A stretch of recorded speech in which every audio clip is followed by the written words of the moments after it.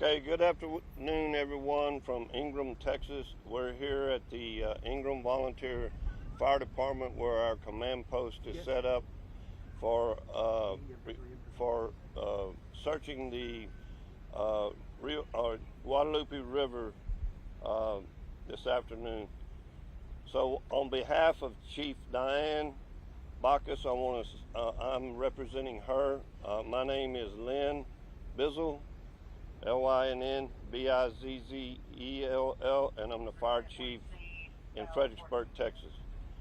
So what we want to visit with you this afternoon about is kind of the setup that we have here. We are currently searching an 8-mile stretch of the Guadalupe River in and around Ingram, Texas. We have 300 personnel on the ground here with the operation of the 8 miles that we are searching. We are encountering tremendous debris problems in the river. We have a lot of heavy equipment. We have ground crews that are going in by hand and searching and trying to see what we can do from a recovery standpoint. I would tell you our hearts and prayers go out to the families of those affected by this tragedy, and I'm saying tragedy at the highest level that you can get, and that we are here for them. Our number one goal in this operation is to find the loved ones that are missing. We are working diligently every day, and the issues that we face are treacherous conditions. We have first responders. To talk a little bit about the first responders, I would tell you to pat one on the back at some point. Tell them thank you, because this is tough going. It's a tough situation. It's a tragedy beyond imagination for those in this area, and all of the ones up and down the river. So we're going to talk a little bit this afternoon from the law enforcement part of it, and then as well as our actual operations on the river. Again, thank you for being here, and God bless everybody. Sheriff. Good afternoon. My name's Sheriff Charles Stewart, S-T-E-W-A-R-T. I'm the Andrews County Sheriff. I'm down here on behalf of law enforcement and helping them out with the security up here and trying to get stuff going. What we're really iterating right now for the public is this whole area, the whole 8-mile stretch, is a no-fly zone for drones. In other words, if you've got a drone and you're trying to fly it around to look, you need to bring it down, because right now FAA has this airspace shut down for drones. I have to reiterate that. The other thing is, we have a lot of volunteers just showing up on the river to help. We need them to check in here at the fire station and get a tag to show up down at the river. They will assign them a spot to go to. Just showing up down here, we don't know you're on the river. We might have already checked that place, and that's just a waste of resources to where we can put them somewhere they can go.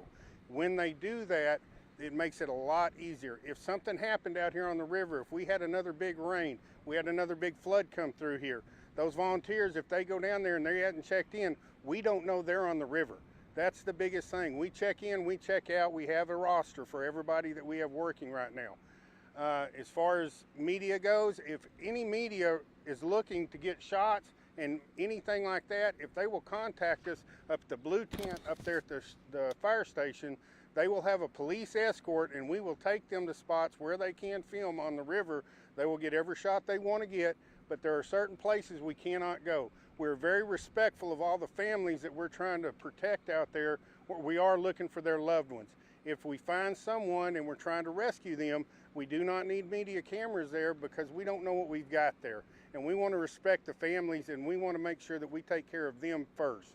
We're here for them, not for anybody else.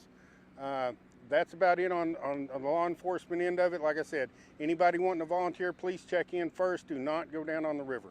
Thank you. Good afternoon. My name is Reagan Rabke, R-A-B-K-E. I'm the fire marshal for the city of Fredericksburg, and I'm assigned as the operations chief here at this incident. So with the 300 responders that we have working on the river today, they are going methodically from pile to pile and going through it to try to find everybody's loved ones. When I say piles, we're talking about debris piles 20, 30 feet high that are big enough to have a whole RV still in them and not be seen. That's a massive amount of debris that we're trying to clear, and we have heavy equipment working, and we're having to dig through it by hand as well. Just because the machines can go through it, we have to be very methodical about what we're doing.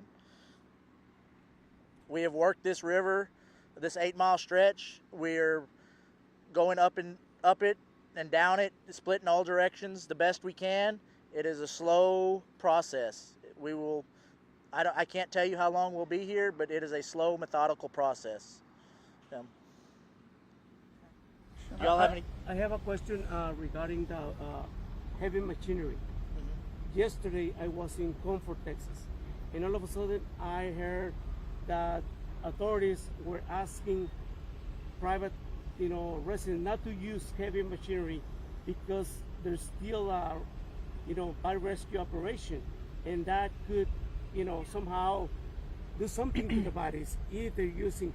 Is still that situation where you are asking to private citizens close to the river not to use heavy machinery?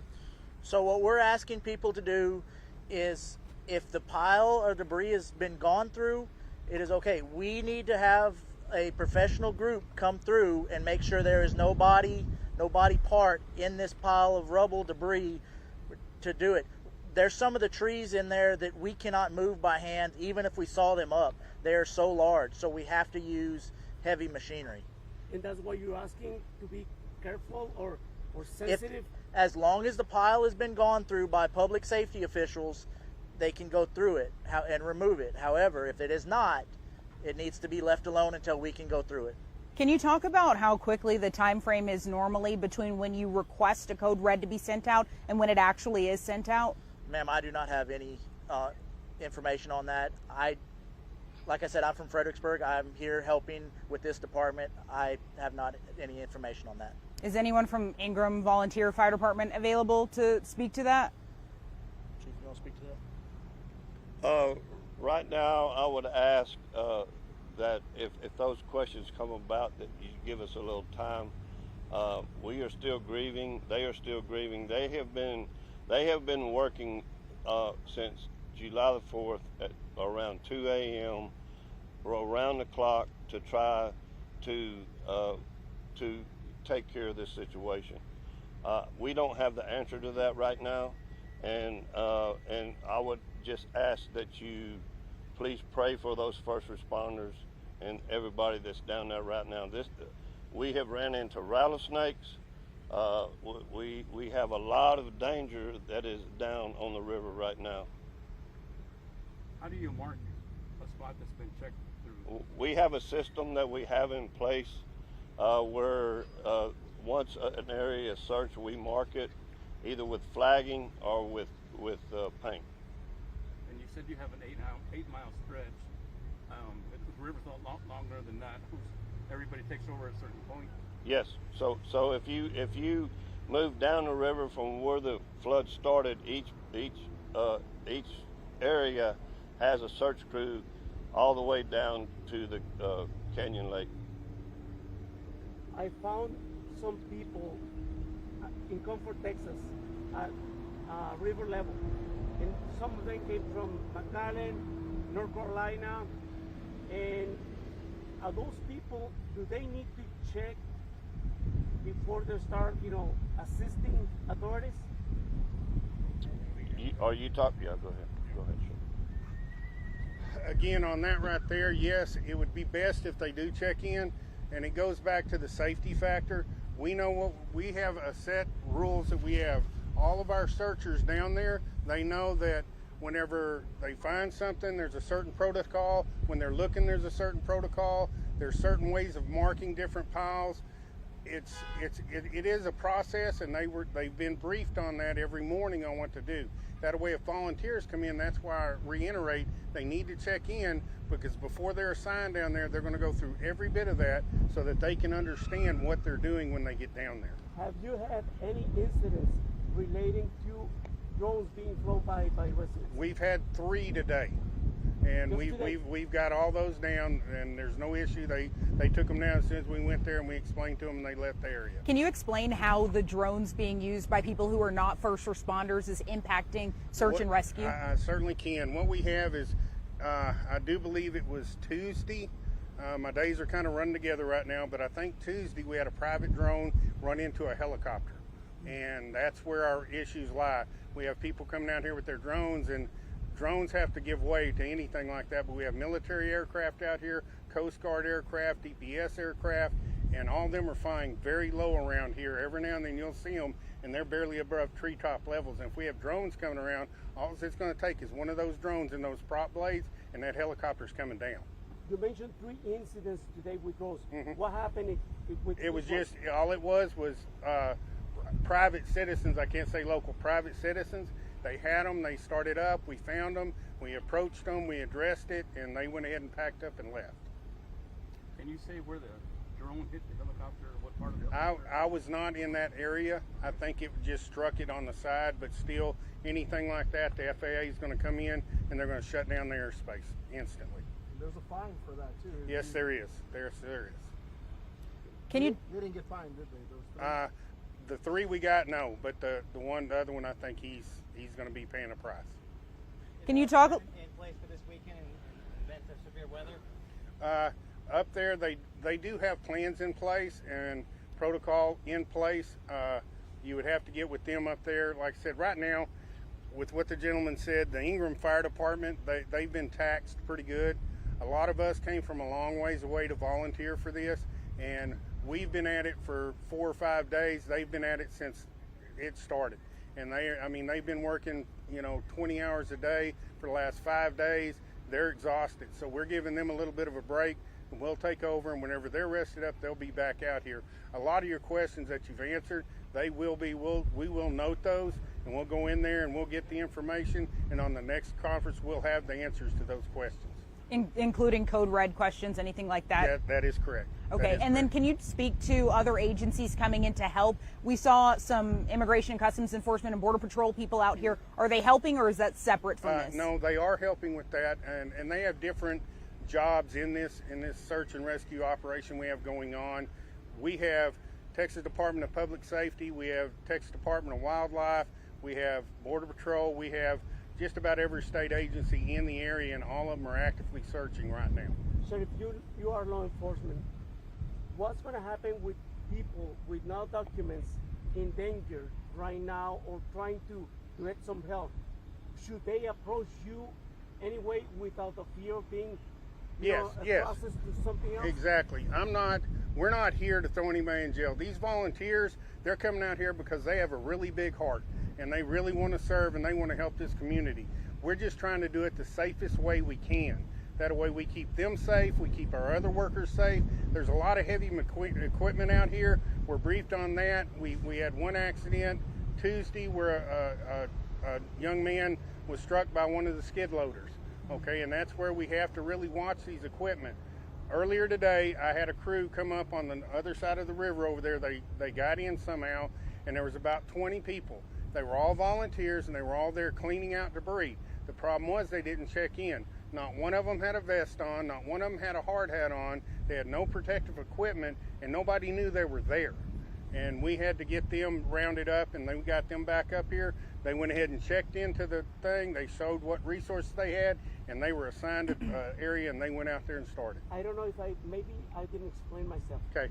What's going to happen with people in danger, in need of help, that have no legal documents but live in the area in ranches? Should they approach you for Yes, help? we're not here for that. We're here to save people and get people out here to safety. That is a secondary thing that we are not worried about right now.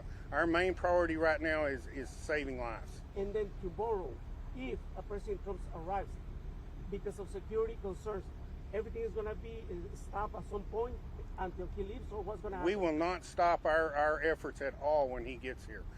When he gets here, I'm sure he will have his own security detail. Our operations out there on that river will continue just like it is now.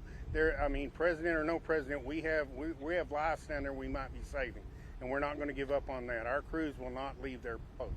Do you have a count on how many volunteers have potentially been injured? I'll let you add that one because y'all were on the numbers in there. I can tell you there's been a tremendous amount of volunteers who have showed up to help out over the last 6 days. If they have a certain amount of training, if they are able to go down to the creek to do heavy lifting, stay in the heat all day, hydrate, and we have been using them throughout the week. And so we thank each and every one who have come here to help our crews, because we can't do this alone. We don't have enough local resources to take care of this large of an operation, and it takes everybody. And I want to, from a donation standpoint, that's another avenue that people can help, and we've had a tremendous amount of people who have donated food, water, heavy equipment, chainsaws, you name it, they have brought it up here, ice chest, ice, and things of that nature that keep us as first responders going throughout the day. And so I can't say enough about the community. I can't say enough about the state of Texas. I can't say enough about the United States. All the people, we have 18 wheelers full of donated material that is showing up here on a daily basis. And it is awesome to see.